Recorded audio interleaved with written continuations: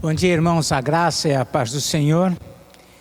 Mais uma escola dominical, estamos aqui para dar o início, louvando a Deus, porque é pela graça dele que isto tem sido possível. Vamos orar ao Senhor e pedir que Ele nos abençoe, que Ele nos dirija nesse momento importante de estudo da Sua Palavra. Senhor nosso Deus, nós louvamos e bendizemos o Teu santo nome, agradecidos por estarmos mais uma vez reunidos, ainda que de uma forma virtual, mas com o objetivo de estudar a Tua Palavra, de aprender mais do Teu ensino, Pai. Fala conosco e nos ensina, nós rogamos estas coisas, agradecidos no nome do Senhor Jesus. Amém. Vamos abrir nossas Bíblias no livro de Neemias. Neemias, capítulo 8, a partir do versículo 5.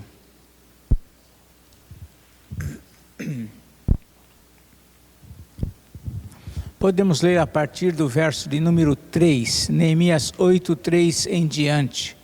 Diz assim: E leu no livro, diante da praça que está fronteira à porta das águas, desde a alva até o meio-dia, perante homens e mulheres, e os que podiam entender, e todo o povo tinha os ouvidos atentos ao livro da lei. Esdras, o escriba, estava num púlpito de madeira que fizeram para aquele fim. Estava em pé, junto a ele, à sua direita, Matitias, Sema, Anaías, Urias, Ilquias e Maazéias, e à sua esquerda, Pedaías, Misael, Malquias, Hassum, Hasbadana, Zacarias e Mesulão. Esdras abriu o livro à vista de todo o povo, porque estava acima dele. Abrindo ele, todo o povo se pôs em pé. Esdras bendisse ao Senhor, o grande Deus, e todo o povo respondeu: Amém, Amém. Levantando as mãos, inclinaram-se e adoraram ao Senhor com o rosto em terra.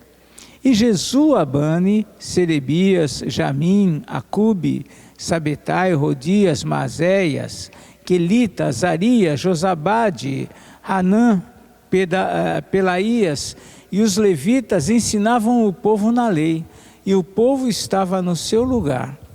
Leram no livro da lei de Deus claramente, dando explicações de maneira que entendessem o que se lia.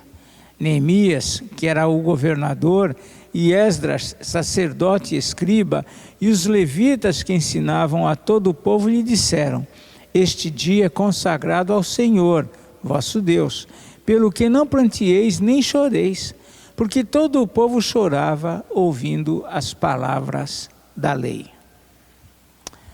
Vemos aqui um momento especial em que o povo de Deus estava reunido, tinham voltado há pouco de Babilônia, estavam repovoando, reconstruindo toda a cidade de Jerusalém, mas nesse momento particularmente todos estavam atentos à palavra de Deus. E diz aqui que ela era ensinada e explicada a todos que podiam entender. O povo se comovia diante das palavras que estavam ouvindo. E também para nós, quando pensamos na nossa escola dominical, também seria tão importante se houvesse essa mesma disposição da parte de todos os alunos da nossa escola. Disposição em ouvir a palavra de Deus, em compreender a palavra de Deus, estar sensível à palavra de Deus. Que Deus nos ajude nesse sentido e que nós possamos, não somente hoje, mas sempre que temos oportunidade, ter o nosso coração aberto para ouvir e conhecer a palavra de Deus. Nós vamos, irmãos, nesse espírito de alegria ainda, cantar alguns cânticos. Convido o Ministério de Louvor, os irmãos, para estarem adorando ao Senhor com cânticos, e nós os acompanharemos.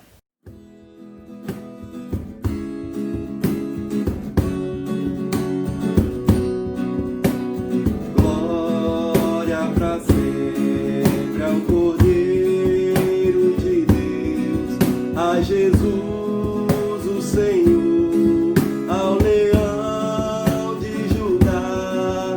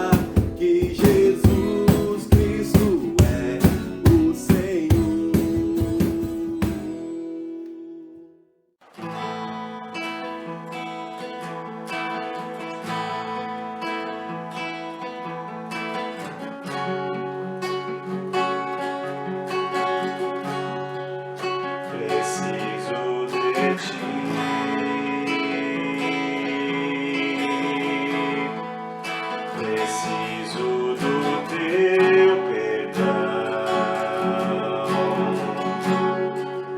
preciso de ti,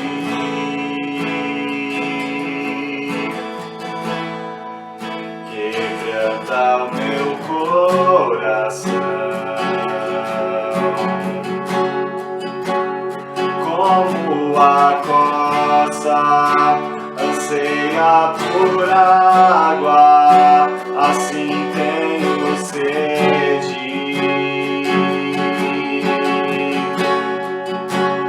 Como terra seca, assim é minha alma, preciso de ti.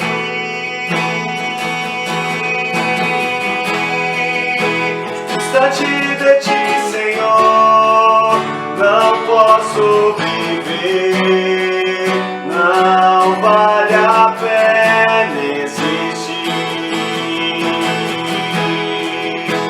Escuta o meu clamor, mas que o ar que eu respiro, preciso de ti.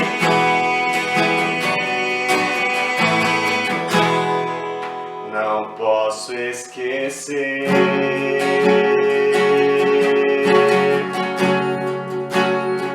o que fizeste por mim, como até o céu.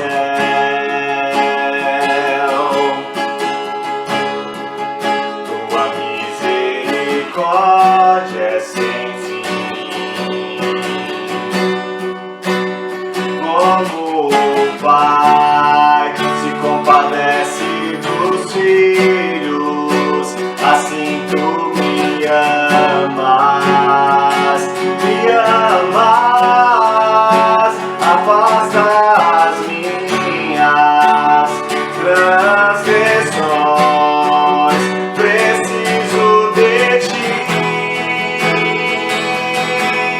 Senhor, distante de ti, Senhor, não posso viver, não vale a pena existir. Escuta o meu clamor, mas que o ar que eu respiro, preciso de ti.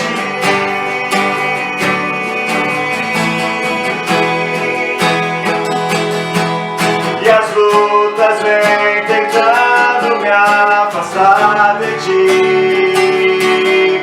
Frieza, escuridão procuram me cegar, mas eu não vou desistir. Ajuda-me, Senhor, eu quero permanecer contigo até o fim.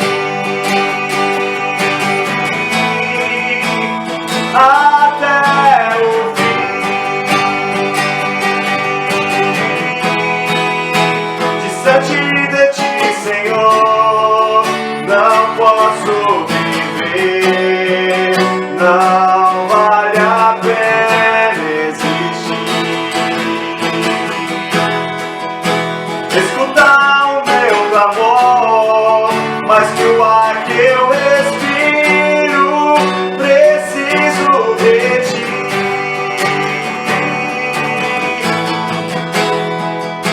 Distante de ti, Senhor, não posso viver,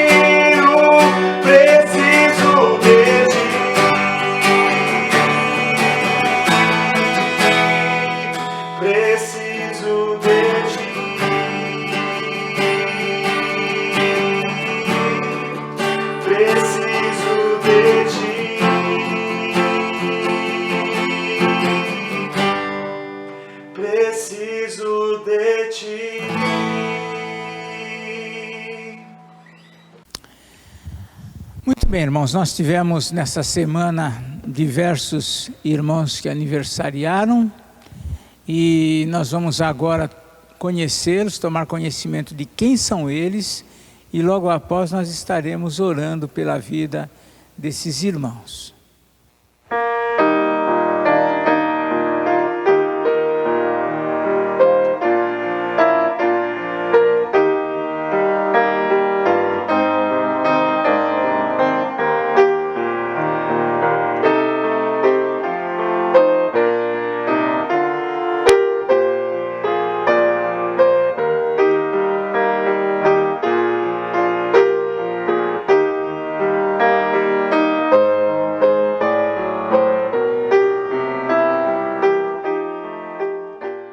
Vamos orar. Senhor nosso Deus, nós agradecemos, Pai, por esses queridos que completaram mais um ano de vida.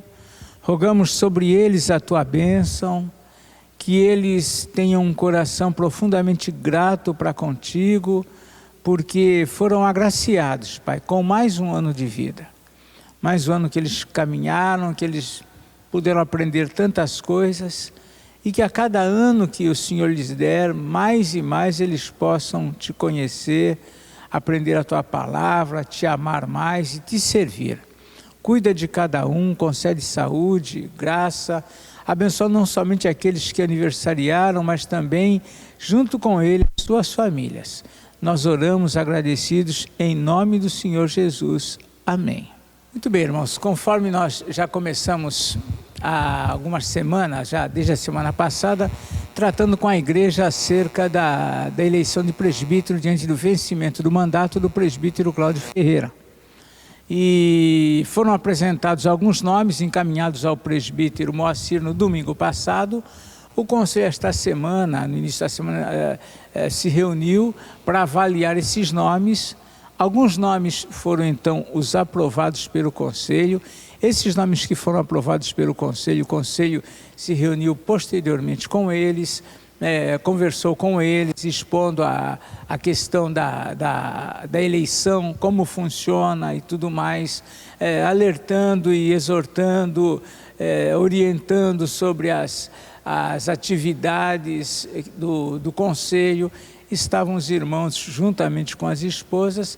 Então hoje nós vamos passar para a igreja os irmãos que foram aprovados pelo conselho. Lembrando o seguinte, que alguns dos irmãos aprovados, alguns também, eles declinaram o nome. Então alguns dos aprovados declinaram o nome. E os nomes que nós vamos passar para os irmãos são aqueles aprovados e que aceitaram ser então candidatos efetivamente ao presbiterato. Então nós temos primeiramente nosso irmão Cláudio Ferreira, né? Cláudio Ferreira, foi também indicado e foi aprovado pelo conselho o irmão Douglas e também o nosso irmão Eduardo Vassão. Então nós temos esses 3 candidatos. Lembrando a igreja que nós temos 2 vagas para o presbiterato. Então, agora, diante disso, devemos estar orando por esses irmãos, rogando a Deus que esteja conduzindo a eleição, conduzindo a cada passo e que seja feita a vontade dele na vida desses irmãos. E já é uma honra eles poderem participar efetivamente. É uma honra também aqueles que foram os indicados para o presbítero, como candidatos, mas nós temos esses 3 irmãos pelos quais devemos orar, ok? Deus abençoe vocês e estejam orando. Nós vamos agora passar a nossa aula da escola dominical com o professor do dia. Que Deus abençoe os irmãos e que desfrutem de uma boa aula e aprendizado. Deus os abençoe. Bom dia, queridos irmãos. Aqui estamos nós, mais uma vez, para continuarmos a estudar o livro O Coronavírus e Cristo. Essa lição é a lição de número 9. E depois tem a 10 com a Gebrim e a 11 com a Raquel e acaba. E depois é que nós vamos começar a nova revista falando sobre os desigrejados. Mas vamos orar primeiro para que o Senhor nos prepare e nos ajude e me ajude a estarmos aprendendo mais e crescendo mais na graça e no conhecimento do nosso Senhor e Salvador Jesus Cristo. Vamos orar? Ó Deus, muito obrigado por essa manhã. Muito obrigado pela Tua presença em nossas vidas. Ó Deus, nós queremos Te glorificar, queremos Te exaltar, queremos dizer que Tu és o nosso Deus. Queremos dizer, Senhor, que nós cremos que Tu és o único Deus verdadeiro, Criador, sustentador, provedor, Senhor dos céus e da terra. E que Tu tens Teus caminhos, tens Teus próprios planos, e Tu fazes todo o conselho da Tua vontade, Senhor. Então nós nos rendemos a Ti, nós nos colocamos diante da Tua presença para estudar a Tua palavra, para meditar nela, e Te pedimos que o Teu Santo Espírito dirija a nossa mente, o nosso coração, o nosso ser, para podermos crescermos realmente em Ti, Senhor, para podermos estar sendo cheios da Tua graça, cheios do Teu Santo Espírito. Fala conosco, abençoa-nos nesse momento, abençoa todo o Teu povo reunido diante da Tua palavra nesta manhã. Nós oramos no nome e na autoridade do Senhor Jesus. Amém, Senhor. Então, meus queridos, nós estamos estudando agora, desde 3 lições para trás, o que Deus está fazendo através do coronavírus. Essa questão que foi levantada pelo John Piper, né?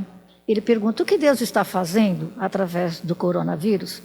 A primeira resposta dele, que está na lição de número 6, chama-se Ilustrando o Horror Moral. Ele diz: Deus está dando ao mundo, no surto de coronavírus, assim como em todas as outras calamidades, uma ilustração física do horror moral e da feiura espiritual do desdenhoso pecado.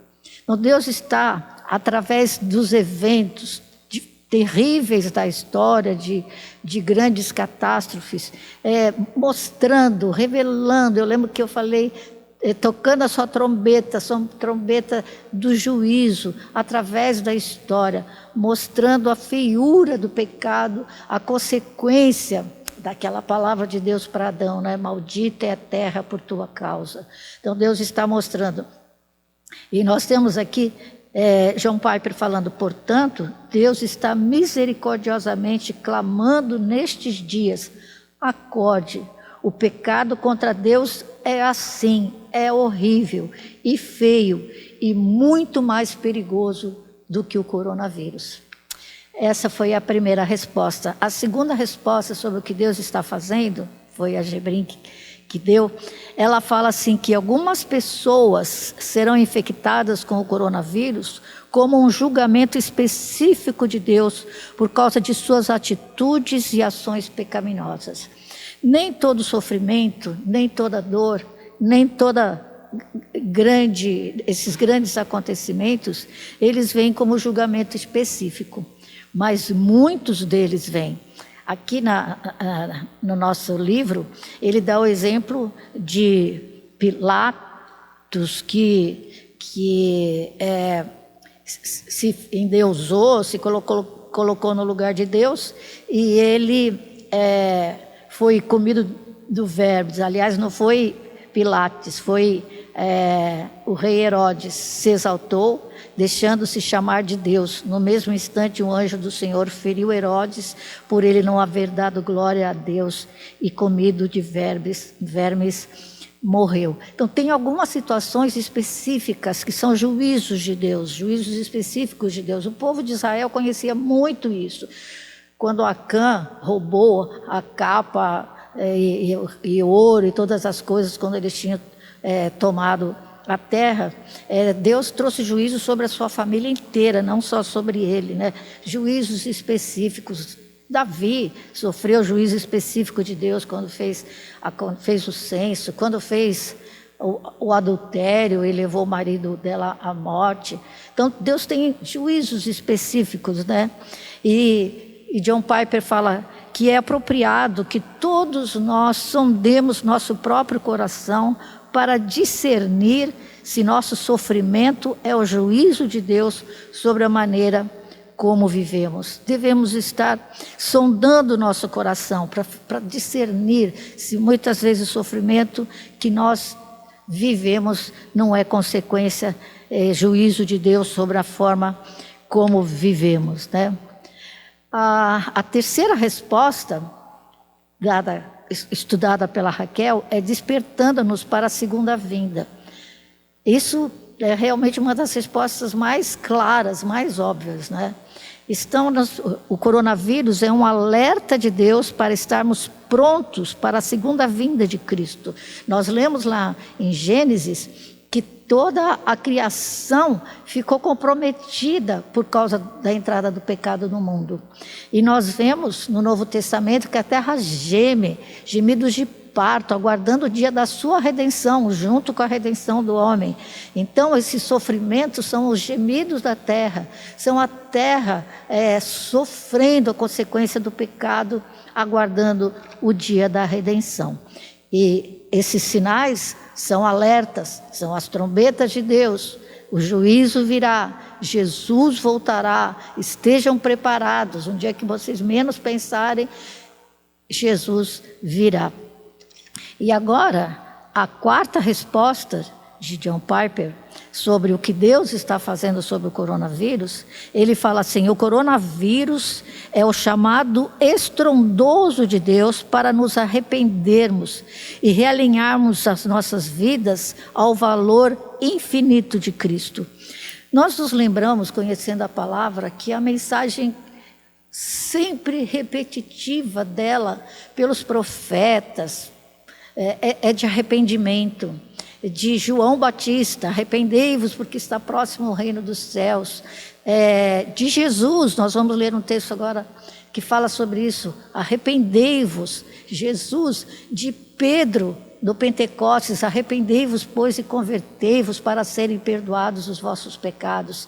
Então, a grande mensagem dessas grandes calamidades, né, é arrependimento, é de se curvar, é de ver quão longe nós estamos de Deus e quanto nós precisamos voltar para Deus. Eu acho muito interessante que ele fala realinhando-nos ao valor infinito de Cristo, realinhando a vida, pegando a bússola da vida, colocando no lugar. Nós já vamos ver a definição de arrependimento e a ideia é exatamente essa. Mas nós vamos entrar nesse estudo sobre realinhando-nos ao valor infinito de Cristo, lendo o texto de Lucas 13, que está aqui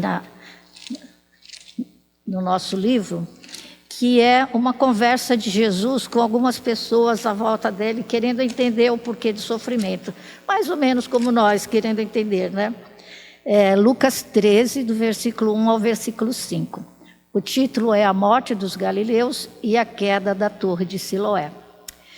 O texto diz: naquela mesma ocasião, chegando alguns, falavam a Jesus a respeito dos galileus, cujo sangue Pilatos misturara com os sacrifícios que os mesmos realizavam. Ele, porém, lhes disse: pensais que esses galileus eram mais pecadores do que todos os outros galileus por terem padecido estas coisas? Não eram, eu vos afirmo. Se, porém, não vos arrependerdes, todos igualmente perecereis. Ou cuidais que aqueles 18 sobre os quais desabou a torre de Siloé e os matou eram mais culpados que todos os outros habitantes de Jerusalém?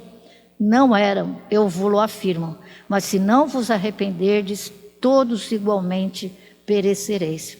Então, as pessoas estavam em volta de Jesus, né? Falando a respeito dessas duas catástrofes, dessas duas situações. E estavam perguntando, querendo saber a razão disso. E essa é sempre a nossa questão, né? A gente fica sempre querendo achar a razão e às vezes julgar as outras pessoas. Eu me lembro do texto de João 9, do cego de nascença, em que os discípulos perguntam para Jesus: quem pecou, ele ou seus pais, para que nascessem cegos? E Jesus respondeu: nem ele nem seus pais, mas foi para que se mostrasse a glória de Deus.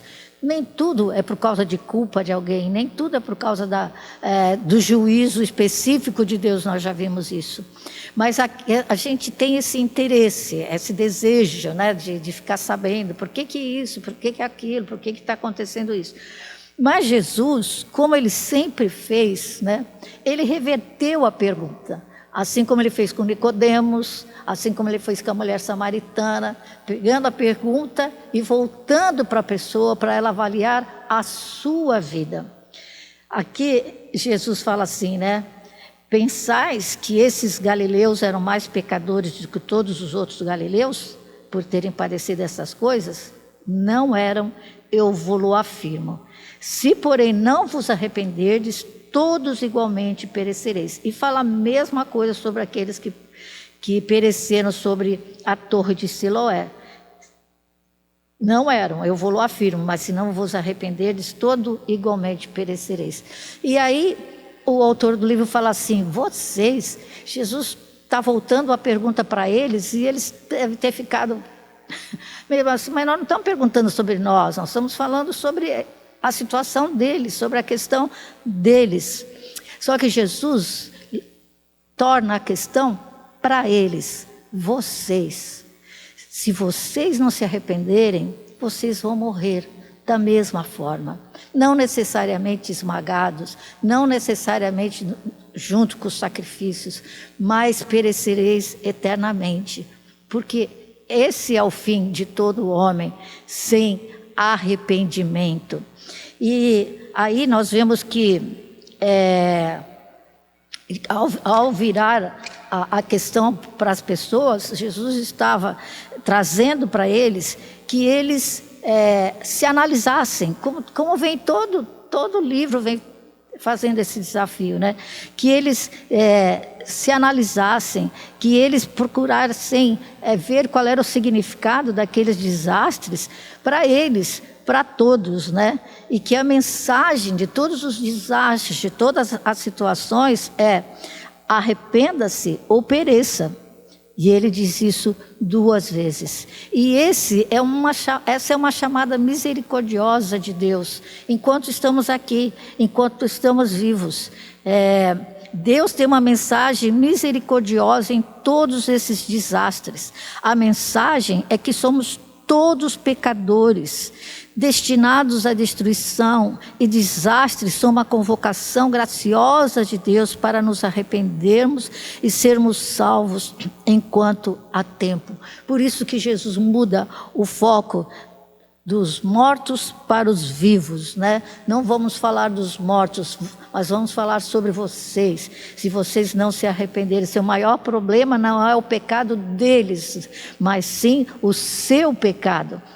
E a gente entende então que é essa a mensagem de Deus para o mundo nesse surto de coronavírus. Ele chama o mundo ao arrependimento enquanto há tempo. E eu lembro novamente de uma aula que o próprio John Piper fala: será que quando Deus está tocando nas vidas, tocando na economia, tocando na sociedade de uma forma geral, né? Será que as pessoas estão parando para olhar para Deus, para ouvir o que Deus está falando, para pensar naquilo que Ele tem? Eu fico muito em dúvida, né? Aliás, no fim dessa lição eu vou comentar alguma coisa sobre isso, que se Deus não agisse de uma forma radical na nossa vida, nenhum de nós veria nada. E aí nós vamos entrar no significado de arrependimento, né? É interessante que o significado de arrependimento aqui no livro é o mesmo de conversão. Ele fala que a palavra no Novo Testamento significa uma mudança de coração e mente. E essa é a definição de conversão. Vocês se lembram que a gente já estudou várias vezes metanoia, a palavra, né? Mas essa não é uma mudança artificial, superficial de opinião, mas uma profunda transformação para que percebamos e valorizemos Deus e Jesus por quem eles realmente são. Essa é a questão do arrependimento, de metanoia, mudança de mente, Aquilo que era o centro das nossas vidas não é mais. O nosso eu que estava no centro, eu lembro de um folhetinho de muitos anos atrás que mostrava o círculo, e aquele que não se arrependeu, aquele que não entregou a vida a Cristo, dentro do círculo está ele e todos os seus interesses, e toda a sua vaidade, todo o seu prazer. E aquele que aceita Jesus Cristo, realmente se arrepende dos seus pecados, que se volta, que entrega a sua vida a Jesus e a Deus, ele sai do centro, ele fica fora do centro, no trono fica Deus. Então, essa questão de arrependimento não é uma coisa superficial, não é uma coisa simplesmente externa para se ver, mas é uma mudança interior. E para a gente ter uma noção de quão forte é essa mudança, de quão forte é essa direção na vida, nós vamos ler Mateus 22, o versículo 37. E Jesus está respondendo os fariseus que queriam pegar a Jesus, né? O intérprete da lei, experimentando, lhe perguntou, Mateus 22, versículo 35, que eu acabei de ler. O 36, mestre, qual é o grande mandamento na lei? Respondeu-lhe Jesus, amarás o Senhor teu Deus de todo o teu coração, de toda a tua alma e de todo o teu entendimento. Essa é a mudança. No centro, Deus, não mais a nossa vida, o nosso interesse, os nossos valores, mas os valores de Deus, a glória de Deus. A gente pode até pensar, nossa, mas é muito radical. Mas é isso mesmo que Jesus disse, né? Amarás o Senhor teu Deus de todo o teu coração, de toda a tua alma, de todo o teu entendimento. E Jesus também, falando sobre a questão da prioridade das nossas vidas, em Mateus 10, versículo 37, quando ele está falando para aqueles que queriam segui-los, né?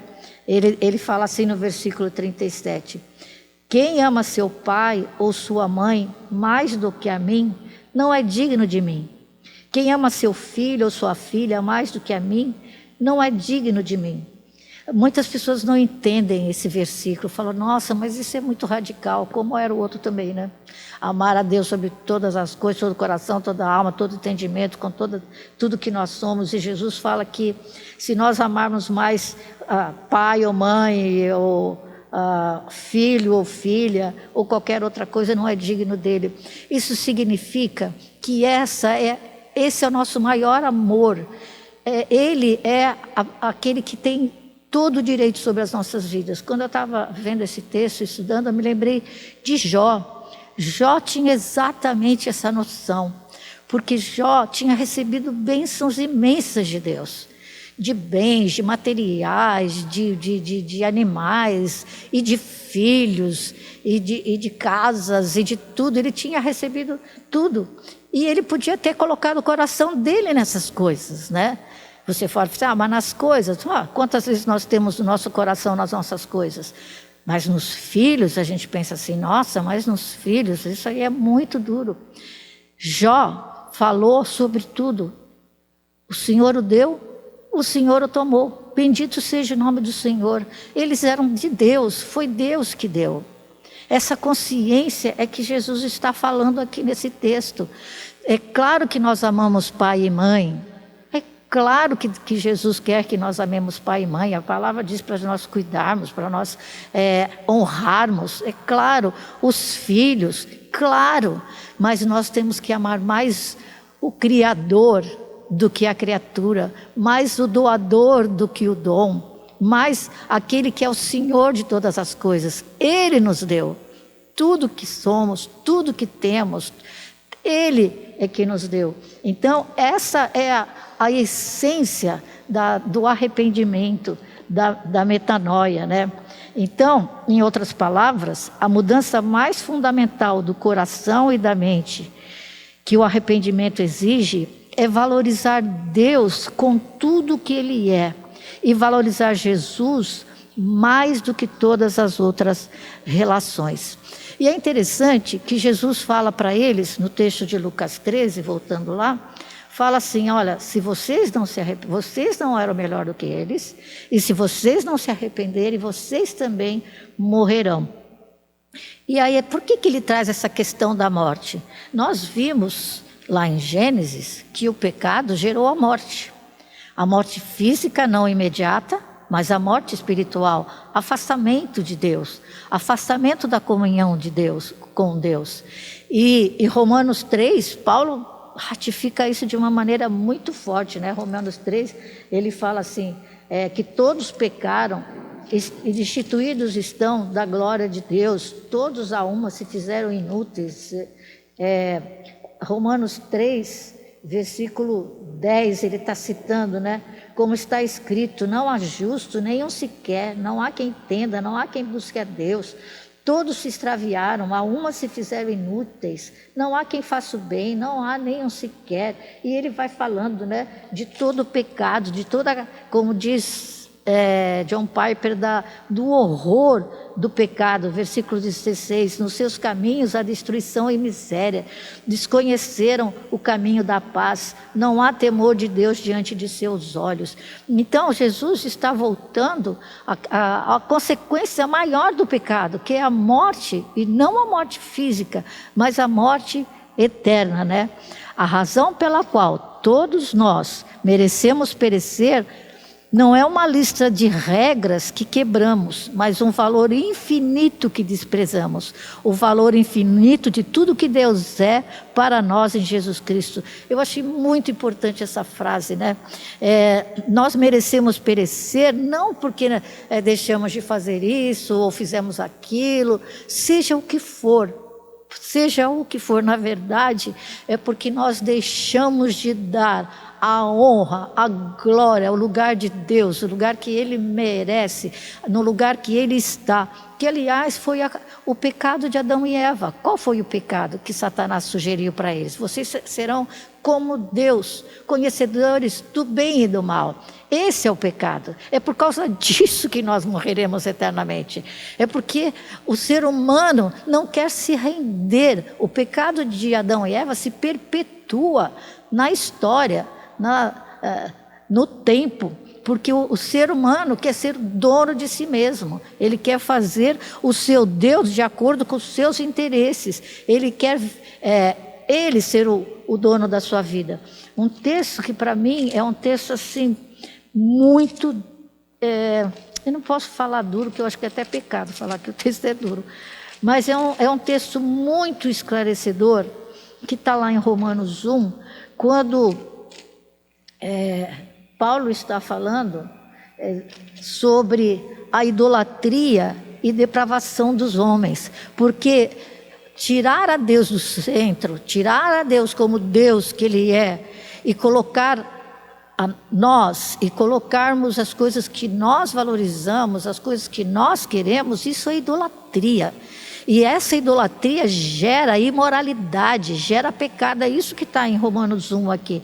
Esse texto fala sobre a idolatria e a depravação dos homens. Esse texto fala que a ira de Deus se revela do céu contra toda impiedade e perversão dos homens que detêm a verdade pela injustiça.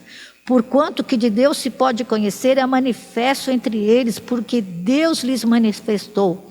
Porque os atributos invisíveis de Deus, assim o seu eterno poder, como também a sua própria divindade, claramente se reconhecem desde o princípio do mundo, sendo percebidos por meio das coisas que foram criadas. Tais homens são por isso indesculpáveis. E neste versículo nós podemos falar que não só através da criação, não só através de toda a beleza, toda a coerência da criação, né? Que Deus é visto, mas através desses sinais, dessas trombetas tocando. Esse é o propósito de Deus, que o homem veja o seu pecado, as consequências do seu pecado, e chamando o homem para voltar para Ele, né? É aquela mensagem de Paulo em 2 Coríntios 5, e que ele fala que ele Deixa eu achar aqui. Fala sobre o ministério da reconciliação. 2 Coríntios 5, 18 a 21.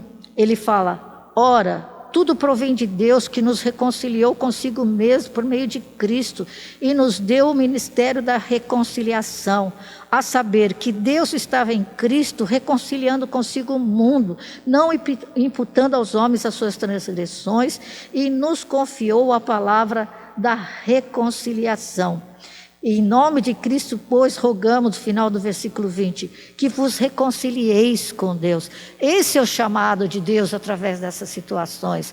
Essa é a palavra de Deus. Reconciliai-vos já com Deus, porque senão nós teremos a morte e a morte eterna. E aí o autor entra num assunto que eu acho muito interessante, né? Ele cita um texto de C.S. Lewis, que fala assim: somos criaturas medíocres, brincando com bebida, sexo e ambição, quando a alegria infinita nos é oferecida, como uma criança ignorante que prefere fazer castelos de lama em meio à insalubridade, por não imaginar o que significa o convite de passar um feriado na praia. Nos contentamos com muito pouco.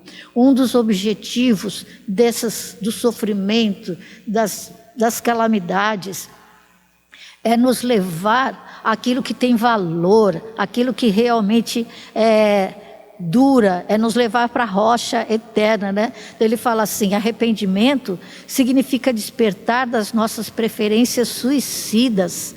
Achei muito interessante, preferências suicidas, é o que C.S. Lewis fala, né? Brincando com bebida, sexo, ambição, e você vai fazendo a lista, né?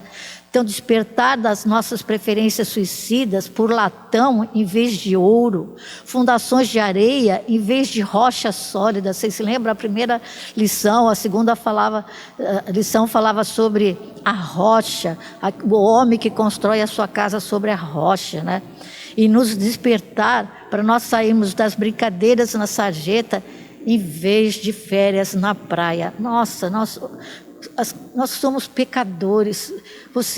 Nós olhamos a televisão, as notícias, a maldade do ser humano em todas as esferas da vida, e nós vemos como nós somos medíocres, como o homem foi pecando e caindo cada vez mais longe de Deus, né? E longe daquilo que Deus tem para dar, que é alegria, que é o coração completo, que é estar cheio da beleza, da grandeza de Cristo. Vocês se lembram que o fim principal do homem é amar a Deus e gozá-lo para sempre. Essa foi a experiência de Adão e Eva antes do pecado. A gente não sabe quanto tempo a gente fica... Lembro que o pastor Nelson às vezes fala assim, tem hora que a gente fica imaginando, né, a entrelinha dos textos, né? Quanto tempo será que Adão e Eva passaram naquela comunhão maravilhosa com Deus, naquela comunhão diária, de conversar, de compartilhar a vida, de serem abençoados. Nossa, gente, quem me conhece sabe que uma das coisas que eu mais gosto é de conversar, de falar, né? De conversar, de trocar ideias, de procurar aprofundar aquilo que a gente está lendo, aquilo que a gente está estudando. Imagina fazer isso com Deus. E eles tiveram essa bênção, eles tiveram um tempo com Deus, e eles trocaram isso, como diz C.S. Lewis, né, por bebida, sexo, ambição, maldade, né, com lama, com latão, com fundações de areia. E é isso que o homem continua fazendo. E essas situações catastróficas do mundo, Deus está chamando para que o homem volte, como diz Paulo em 2 Coríntios 5, né? Reconciliai-vos já com Deus, reconciliai-vos. Porque no texto de Romanos 1, que eu estava lendo, voltando aqui para ele, fala que as pessoas que se afastaram de Deus, né? O versículo 21, Romanos 1, 21, porquanto, tendo conhecimento de Deus, através da criação, através dos conhecimentos, através das trombetas de Deus, não glorificaram como Deus, nem lhe deram graças, antes se tornaram nulos em seus próprios raciocínios, obscurecendo-lhes o coração insensato, encucando-se por sábios, tornaram-se loucos. Nossa, gente, o versículo 24, por isso Deus entregou tais homens à imundícia, pelas concupiscências de seu próprio coração. E aí ele vai falando, né? Para desonrarem os seus próprios corpos. Eu fico clamando, Deus, não nos entregue a nós mesmos, não nos entregues a nossa loucura, não nos entregue a buscarmos essas coisas que não tem valor, que não tem a bênção de Deus, que não tem a satisfação, a paz, aquilo verdadeiro, né? E essas situações de sofrimento nos instigam a confiar em Cristo. E o autor nos dá 2 exemplos, né? Ele fala assim, a razão pela qual Deus nos expõe a tais perdas, se a gente pensar no coronavírus, né? Perdas de liberdade, de locomoção, perdas de liberdade de viagem, de estarmos juntos com os nossos amigos, com os nossos familiares, perdas de trabalho, perdas de renda, de economia e, em última instância, da morte, né? Então, Deus nos expõe a tais perdas para nos instigar a confiar em Cristo. Ou, em outras palavras, a razão pela qual Ele faz da calamidade a ocasião para oferecer a Cristo ao mundo é que a grandeza suprema e totalmente gratificante de Cristo brilha mais intensamente quando Cristo sustenta a alegria no sofrimento. O que ele está falando aqui? Eu já vou explicar, porque não é muito simples não. Mas ele está falando do texto em que Paulo escreve em 2 Coríntios, capítulo 1, versículo 8 e 9, ele está falando do seu sofrimento, segundo ao ponto do desespero. Alguns historiadores dizem que talvez ele tenha sido jogado às feras, né? E nós não sabemos como que ele foi livre disso, né? Ele chegou ao ponto de estar à morte. Aliás, Paulo é doutorado nessa questão de estar perto de ser levado à morte. 2 Coríntios 1, versículo 8 e 9. E ele fala assim, porque não queremos, irmãos, que ignoreis a natureza da tribulação que nos sobreveio na Ásia, porquanto foi acima das nossas forças, a ponto de desesperarmos até da própria vida. Contudo, já em nós mesmos, interessante isso, né? Isso aí eu disse até, né? Tivemos a sentença de morte, para que não confiemos em nós, e sim no Deus que ressuscita os mortos. O que Deus faz através dessas situações tão difíceis da vida, né? A gente tem visto, tanto quando a Sueli compartilha a situação dos missionários, da igreja perseguida, né? Do sofrimento e da morte, né? E Paulo aqui quase morreu, e ele diz que chegou ao ponto de desesperar até da própria vida, e ele diz, contudo, já em nós mesmos, ou seja, ele chegou até a perder a razão, a mente, né? Tivemos a sentença de morte para que não confiemos em nós, e sim no Deus que ressuscita os mortos. Gente, essa é a razão do sofrimento, muitas vezes. Deus se utiliza do sofrimento para que a glória, é o que ele fala assim, né? Para oferecer Cristo ao mundo, e que a suprema, a gratificante beleza de Cristo brilhe mais intensamente quando Ele nos sustenta com alegria através do sofrimento. Então, muitas vezes o sofrimento, é interessante isso, né? São experiências que só Deus para trazer, e cada um de nós pode avaliar as nossas vidas, né? Experiência de sofrimento, mas que tem a alegria de Cristo, que tem a paz de Cristo, que tem a graça de Cristo, que nos enche, que nos consola, que nos suporta, que nos sustenta, né? Então Deus tem um propósito, e o propósito de Deus é que não confiemos em nós mesmos, e sim no Deus que ressuscita os mortos.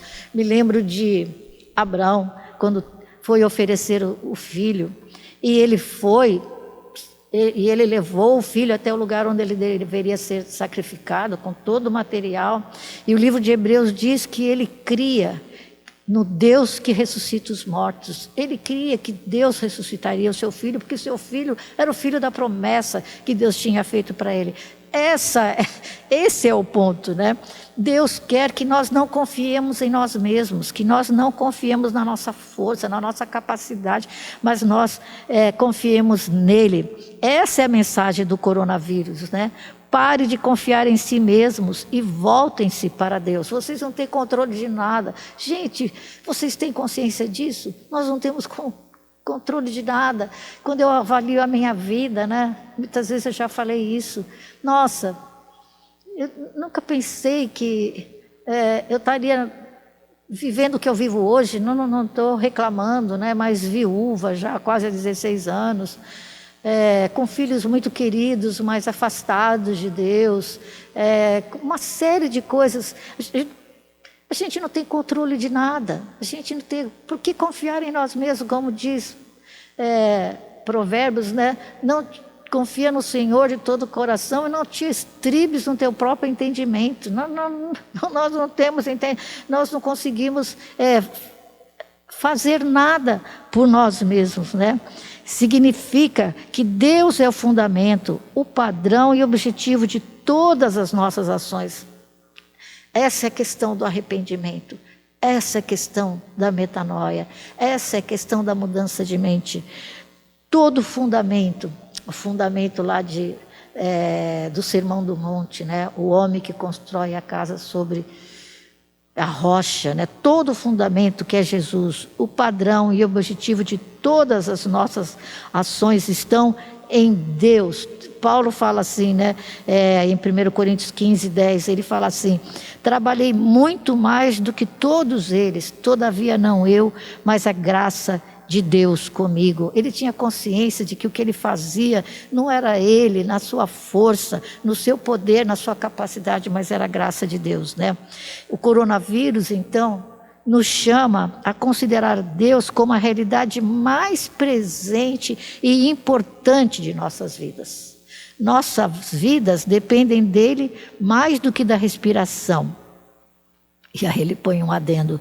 E às vezes Deus tira o nosso fôlego para nos trazer para si mesmo.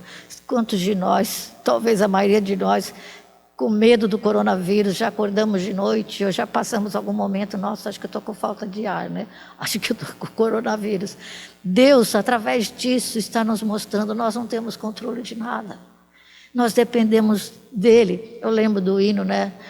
No poder do Deus bendito vai tudo bem. A última estrofe fala assim: quer na vida, quer na morte, vai tudo bem.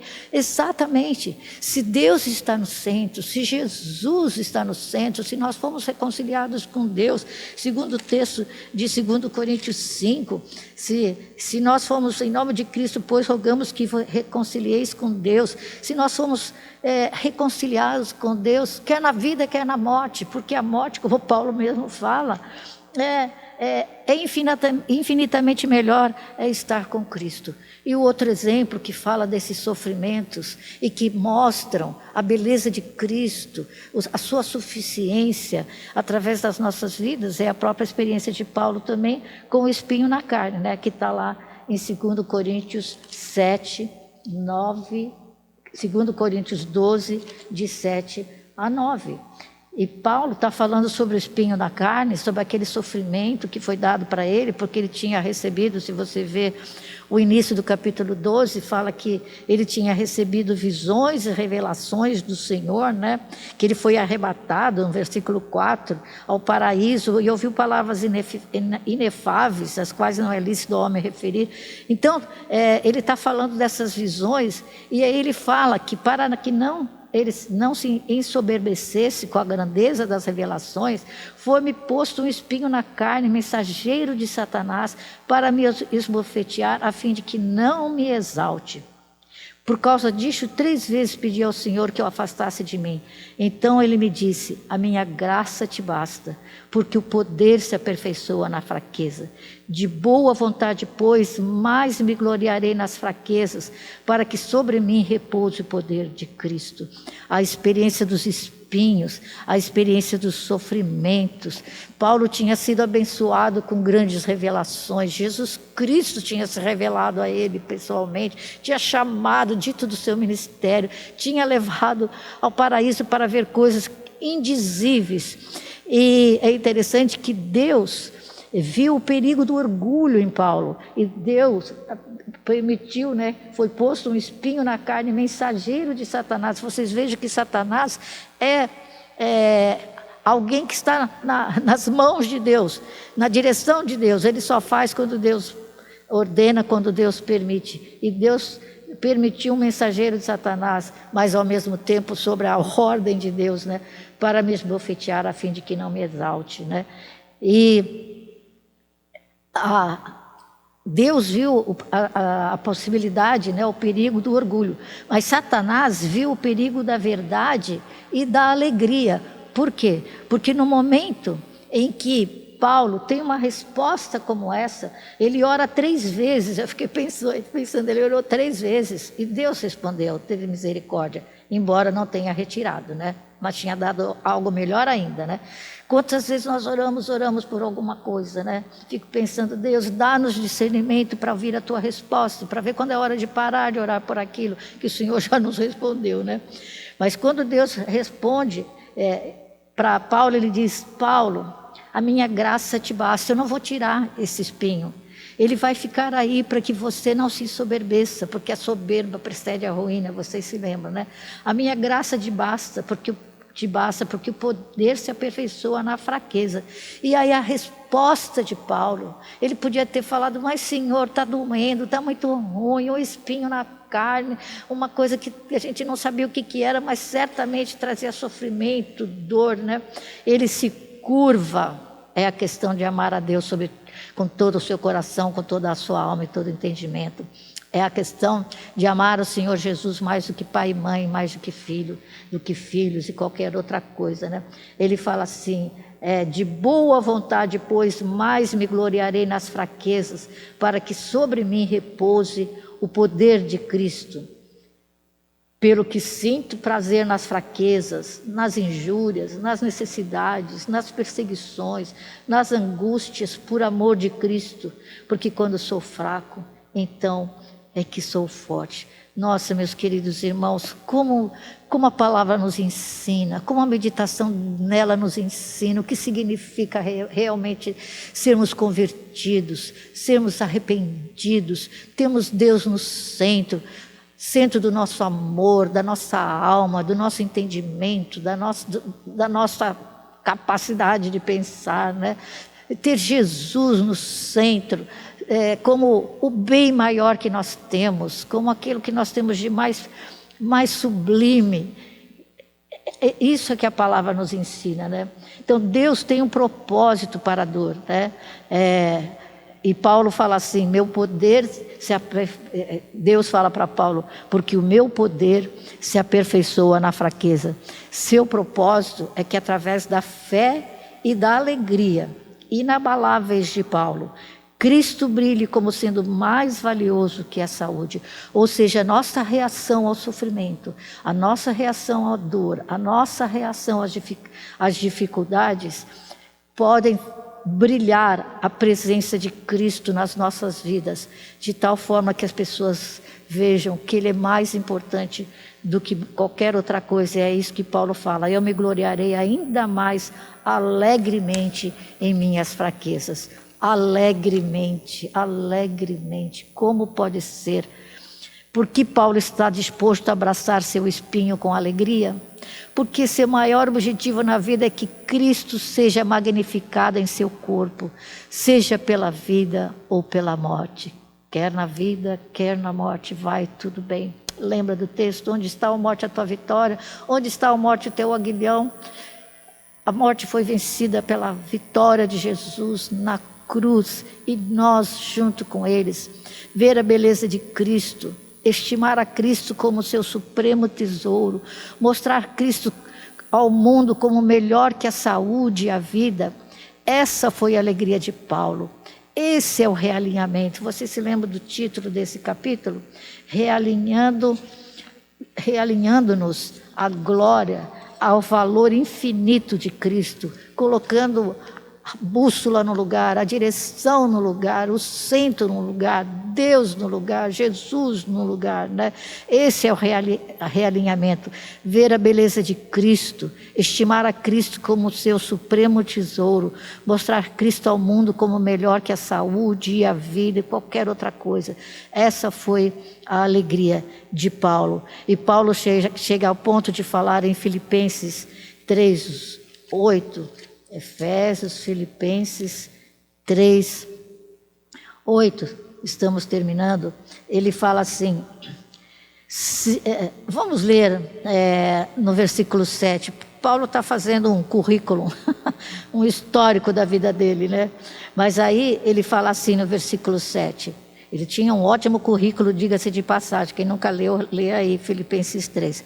Mas ele fala, mas o que para mim era lucro, isto considerei perda por causa de Cristo. O que para mim era lucro, isto considerei perda por causa de Cristo.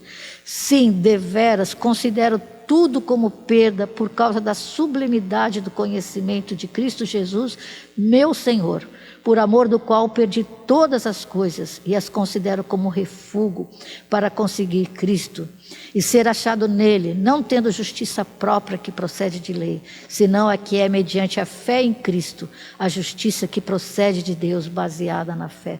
Meus irmãos, esse é o realinhamento, esse é o chamado de Deus ao arrependimento, à conversão, a nos voltarmos para Ele, a considerar as demais coisas todas como refúgio, né? Aquilo que era lucro como refúgio, e por causa da sublimidade do conhecimento de Cristo Jesus, meu Senhor, por amor do qual perdi todas as coisas e as considero como refúgio para conseguir a Cristo. Na perda é que eu ganho, é isso que Paulo está falando, né? É isso que significa arrepender-se. Experimentar uma mudança de coração e mente que valoriza Deus em Cristo mais do que a vida. Porque aí nós temos alguns versículos, depois vocês podem achar. Porque a tua graça é melhor do que a vida, meus lábios te louvam. O salmista fala no Salmo 63:3. Essa era a fé de Paulo. Isso era verdade na vida e na morte. Na vida, porque Cristo é a doçura de todo prazer e melhor do que todos eles. E na morte, porque na tua presença a plenitude de alegria, à tua direita há delícias perpetuamente. Salmo 16:11. E nosso capítulo termina assim: a pandemia de coronavírus é a experiência da perda menor da conveniência à perda maior de vidas. E se conhecermos o segredo da alegria de Paulo, poderemos experimentar a perda como ganho. É isso que Deus está dizendo ao mundo. Arrependa-se e realinhe sua vida ao infinito valor de Cristo. Vamos orar? Ó Deus, muito obrigado pela tua palavra, que é viva, eficaz, mais penetrante do que espada de 2 gumes, capaz de separar alma e espírito juntas e medulas e discernir os pensamentos e as imagens do coração. Ó Deus bendito, obrigado. Obrigado porque tu falastes comigo, Senhor. Espero que tu fales com os teus filhos que estão estudando essa lição, que o Senhor fale conosco e que o Senhor vá cada vez mais inculcando essas verdades em nós, Senhor, para que nós possamos estar avaliando, sondando as nossas vidas, pedindo que o Senhor sonde, falando como o salmista: sonda, meu Deus, e conhece o meu coração. Prova-me, conhece os meus pensamentos. Vê se há em mim algum caminho mau e guia-me pelo caminho eterno. Ó Deus, que o teu Santo Espírito nos capacite a nos avaliarmos, a alinharmos as nossas vidas, acertarmos o rumo das nossas vidas com o Senhor, acertarmos o nosso pé com a tua marcha, Senhor, a termos o Senhor no centro das nossas vidas, o Senhor Jesus no centro da nossa vida, com todo o nosso amor, com todo o nosso coração, com todo o nosso entendimento, com toda a nossa dedicação, amando ao Senhor e ao Senhor Jesus, mais do que pais, mães, filhos, filhas, reconhecendo se temos pais, mães, filhos e filhas, e tudo que temos, tudo é dádiva tua. E como disse Jó, o Senhor o deu, o Senhor o tomou, bendito seja o nome do Senhor. Ó Deus, capacita-nos, abençoa-nos, edifica-nos, sustenta-nos neste domingo, que possamos meditar mais e mais na Tua Palavra e que o Senhor esteja cada vez mais enchendo a nossa mente dela, para que possamos caminhar contigo, debaixo da Tua graça, porque a Tua graça é melhor do que a vida. Os nossos lábios te louvam, nós te louvamos e nós te glorificamos e fazemos isso no nome e na autoridade do Teu Filho, do Senhor Jesus. Amém.